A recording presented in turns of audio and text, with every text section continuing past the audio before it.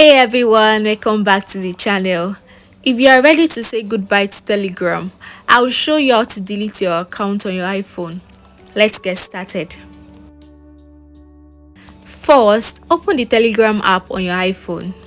Tap on the setting.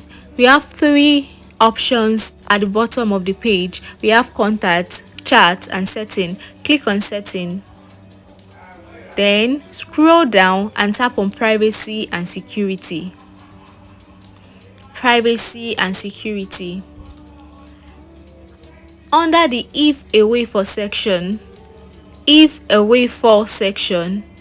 set the account self-destruction period to the shortest time available, which is 1 month, and you can always delete accounts now. You can either delete accounts now or go to your web browser and Google mytelegram.com, log in with your phone number and input the code sent to your Telegram. Then you can always delete account from the web page. And that's it, guys. You successfully deleted your Telegram account. If this was helpful, please like and subscribe for more quick tips, and I'll see you next time. Bye.